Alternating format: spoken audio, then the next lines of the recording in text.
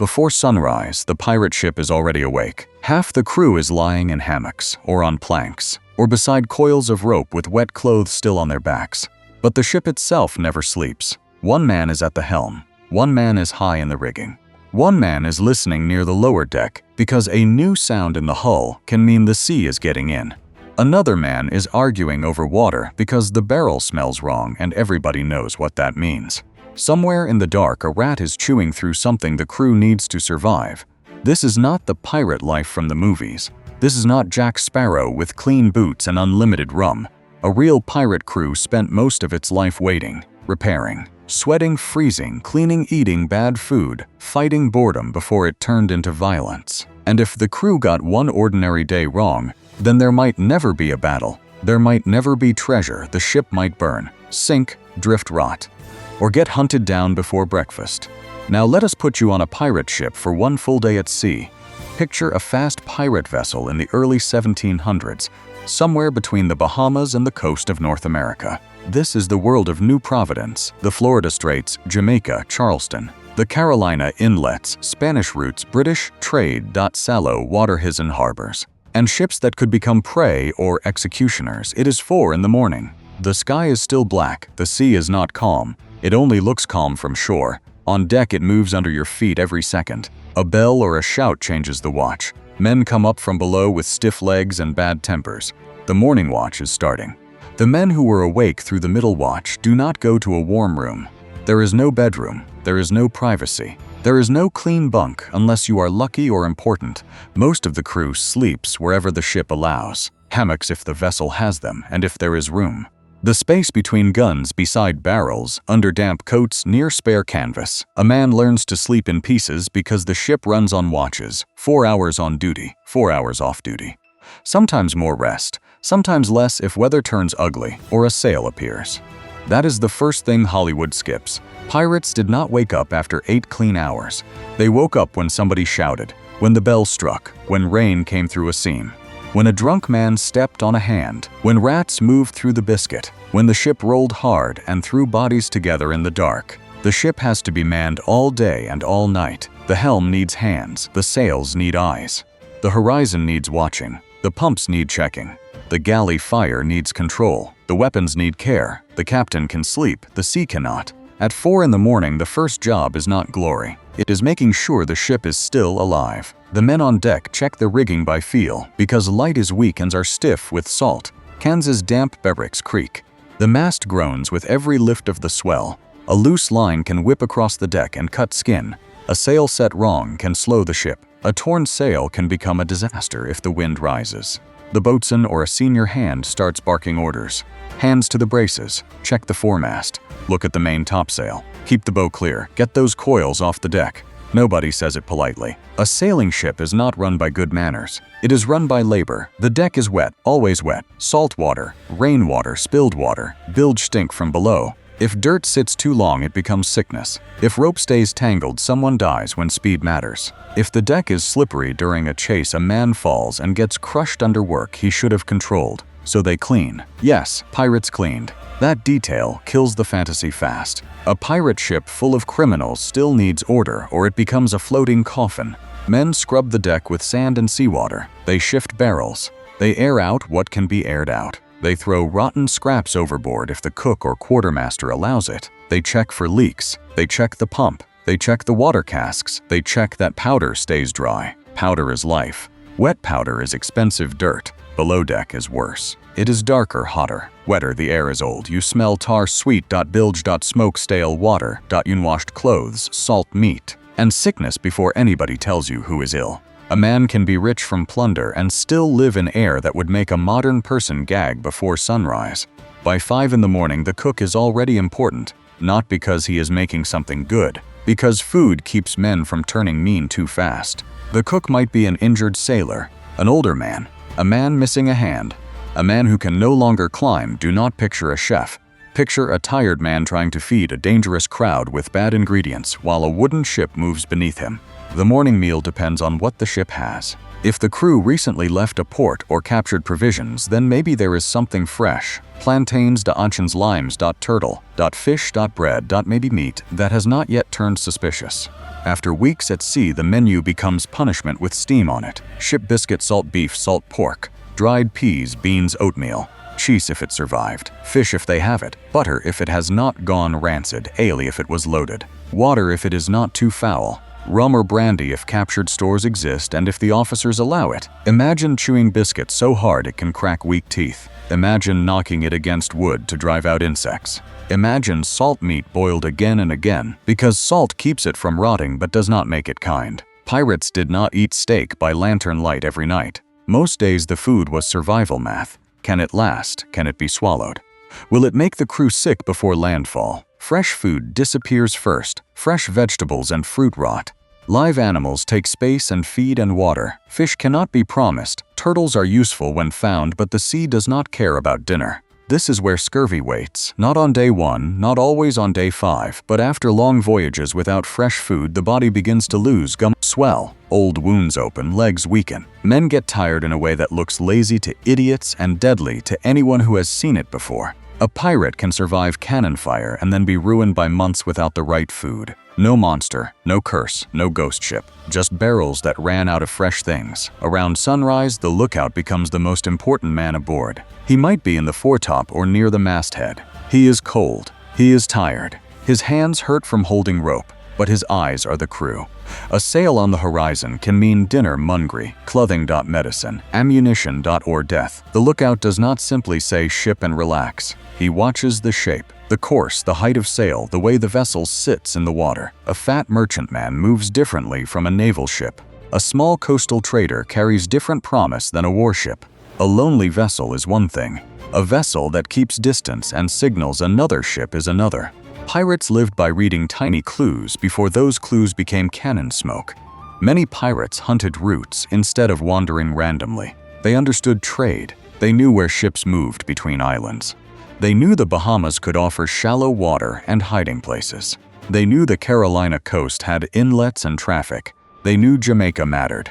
They knew the Florida Straits could feed them targets and threats. A pirate ship at sea is not lost in a blue blank space. It is working a criminal business route. The quartermaster cares about this as much as the captain does. That surprises people. In movies, the captain is king. In real pirate crews, the captain could be powerful during chase and battle. But daily life often gave the quartermaster huge influence. He handled shares, discipline, complaints, supplies, and fairness. On many pirate vessels, the crew expected a voice. Men had left merchant and naval service where captains could be brutal. A pirate crew still used violence. But it also needed agreement because armed men trapped on one ship cannot be bullied forever without consequences. That is why articles mattered. Pirate rules were not cute. They were survival rules for criminals with weapons. No stealing from the company. Keep weapons clean. No gambling for money on some crews. Lights and candles out at 8 at night on some crews. No striking each other aboard. Share food and strong drink when available, unless scarcity forces rationing. If that sounds organized, then good. That is the point.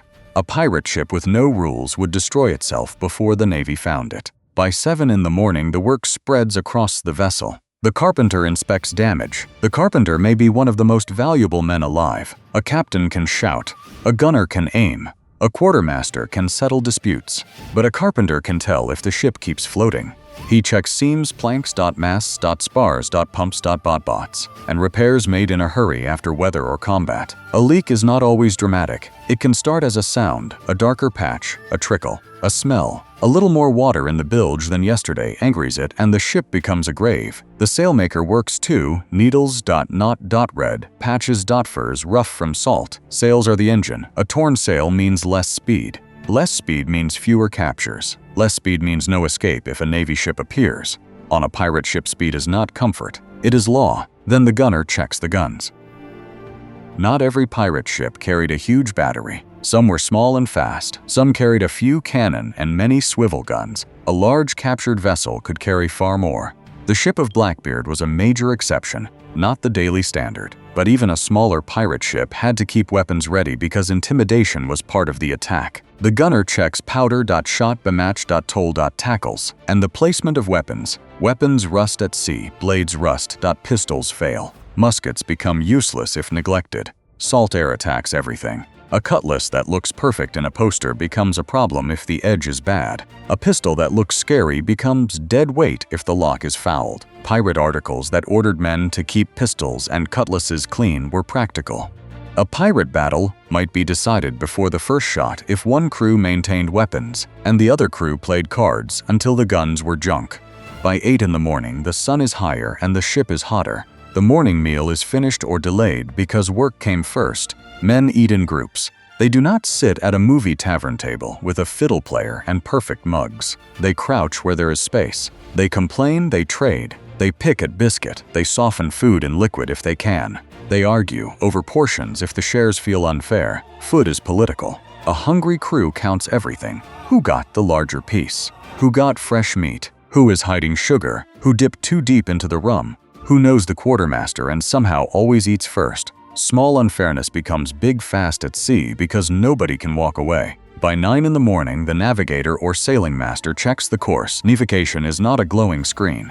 It is experience. Charts. Compass. Lead line. Reckoning. Eans. Stars. Current. Wind and memory. A sounding weight can tell depth near coast. A lead line can bring up mud or sand or shell from the bottom, and that can help identify where the ship is. A good sailing master is worth more than another loud man with a sword. The route matters. Let us say this crew has left New Providence in the Bahamas and is working northwest toward the Florida Straits.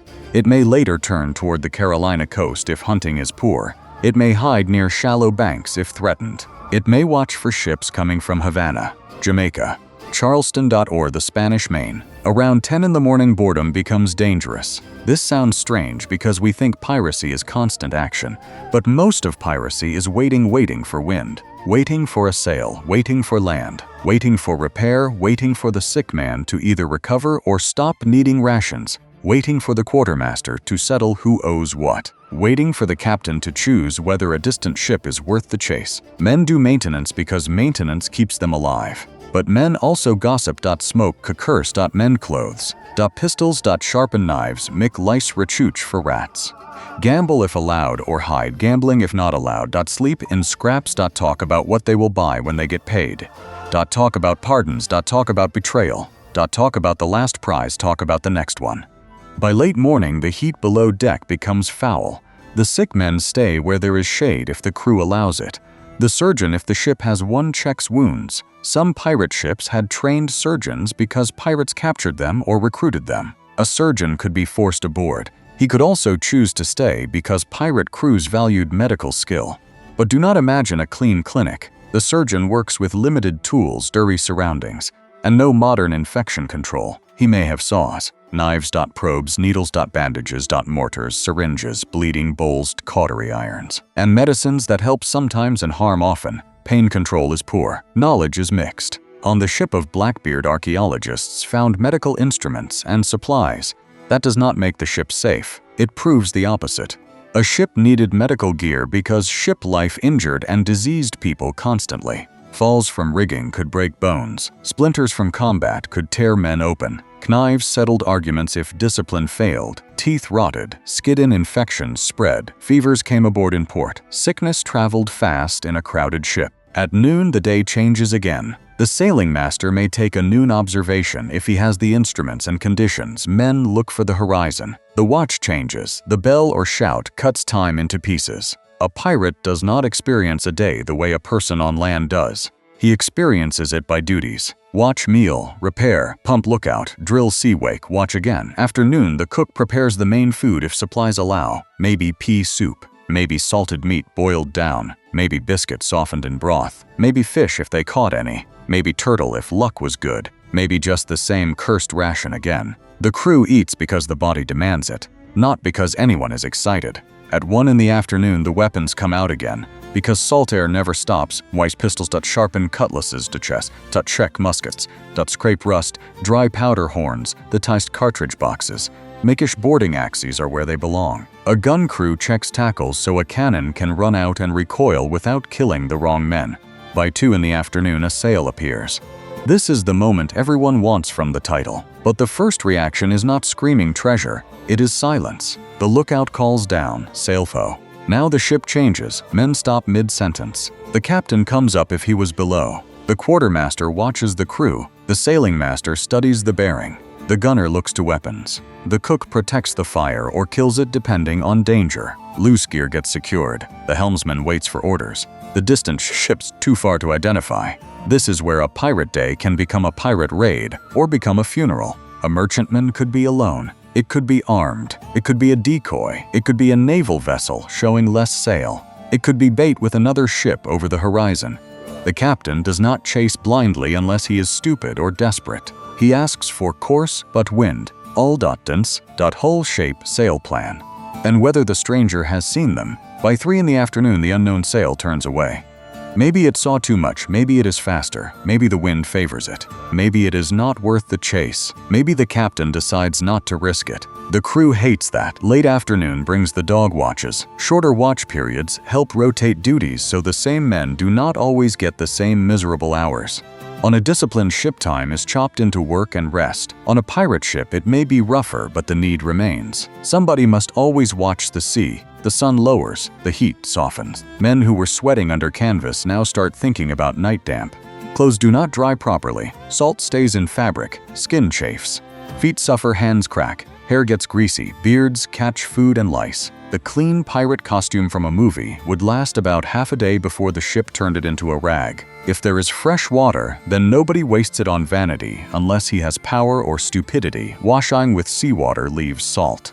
Not washing leaves stink and disease. There is no winning. There is only managing the damage. This is why shore leave mattered so much. By 5 in the afternoon, the ship settles into evening work. The carpenter reports repairs. The bosun checks rigging again.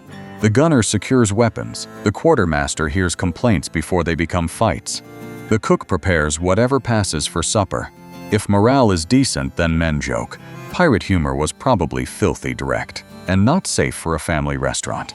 But laughter matters. It lowers pressure. A man who can make the crew laugh is useful. A musician, if the ship has one, is useful too. But nobody gets too comfortable, because sunset changes the rules.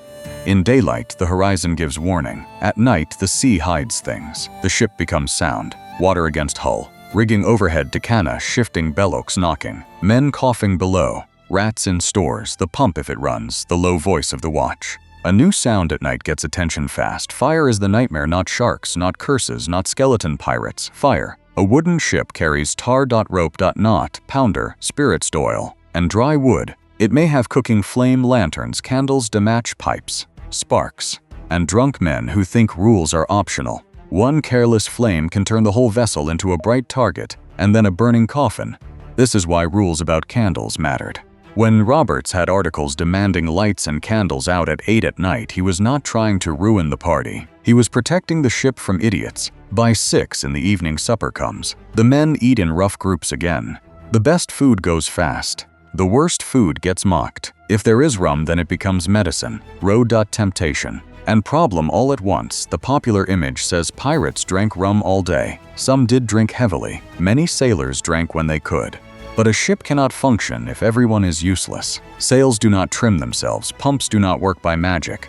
A lookout seeing double is not charming. A gunner spilling powder is not fun. A helmsman too drunk to hold course can ruin the entire crew. At 8 at night, the ship tightens. Lights out if the crew follows that rule. The first watch runs from 8 at night to midnight in the classic system. Men assigned to it stay up. Others try to sleep. Tray is the key word. Below deck, the air is thick. Hammocks swing. Men cough. Someone mutters. Someone snores. Someone curses in sleep. Someone climbs over others and steps where he should not. The ship moves and everyone adjusts without waking fully because the body learns the motion. There is no silence, only familiar noise. And familiar noise is comfort because unfamiliar noise means danger. Around 9 at night, the cold comes up. Even in warm waters, night at sea can feel harsh when clothes are damp and wind crosses the deck. Men on watch pull coats tighter, bare feet, grip wet planks, eyes strain into darkness. The lookout at night is cursed with uncertainty. A wave can look like a hull, a cloud can hide a sail, a star can confuse a tired eye near the horizon.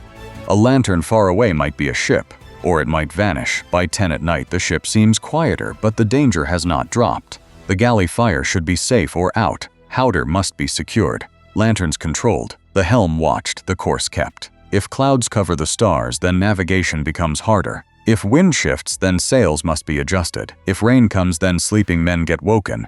If a squall hits, then everyone works. By midnight, the watch changes. The middle watch begins. This is the hardest watch for many men. Midnight to 4 in the morning. The body wants sleep, the deck is cold. The dark feels longer, the mind plays tricks. The men coming on watch are angry before they reach the deck. The men going off watch are too tired to enjoy leaving. They climb down and try to find a place among bodies and gear. This is how a day becomes 2 days without a clean break. A pirate ship does not reset at midnight, it rolls onward. Around 2 in the morning, rain hits. Not a storm, just enough to soak everyone awake and drip through every weakness. Some try to catch rainwater if the crew needs it. Fresh rain can be valuable. Barrels can be opened, cangas can be rigged. Every drop matters when stored water is foul. The same rain that makes the watch miserable may save the crew later. Below deck men shift to protect powder and stores. Wet powder is a nightmare. Wet food spoils faster. Wet clothing stays wet. Wet bedding becomes cold misery. The carpenter worries about where water enters. The quartermaster thinks about what is being ruined. At 4 in the morning, the day begins again. The morning watch comes up. The men who slept barely slept. The men who worked barely stand straight. The cook starts again. The deck needs cleaning again. The sails need checking again. The lookout climbs again. The horizon gets judged again. This is the full day people do not imagine when they say pirate. Not the boarding, not the treasure chest, not the dramatic flag. The real pirate day is labor stacked against danger. It is wood under stress, cans under strain, food under rot, water under suspicion, men under pressure, weapons under salt, rules under temptation, sleep under interruption, and fear under every ordinary task. Because a pirate crew did not survive by being wild every second. It survived by being useful. The lookout had to see, the carpenter had to repair, the cook had to stretch misery into meals, the boatswain had to keep sails working, the gunner had to keep weapons ready. The quartermaster had to stop fairness from collapsing. The captain had to choose when to chase and when to run. The surgeon had to do something when something terrible happened. The ordinary sailor had to climb. Hauled, scrub, but steer, fight, sliply, badly, wake fast. And keep going. That is the part that should shock you. Piracy was not continuous adventure. It was waiting for adventure while slowly being damaged by the sea. And when the adventure finally came, it could kill you in minutes. A merchant ship on the horizon could mean food and money. A navy ship on the horizon could mean a trial and a rope. A storm could erase every plan. A spark could erase the ship. A rotten barrel could weaken the crew before any enemy arrived. A small argument could split armed men trapped together on wood. So when you picture pirates, now do not start with treasure. Start with 4 in the morning. Start with a wet deck in the dark. Start with a man waking from half sleep because the watch changed. Start with bad biscuit, stale water, sore hands, and the sound of the pump. Start with the fact that the ship is alive only because exhausted men keep touching every part of it before it fails. That was a pirate crew at sea. Not free, not comfortable, not clean, not safe. Just awake enough to survive one more day.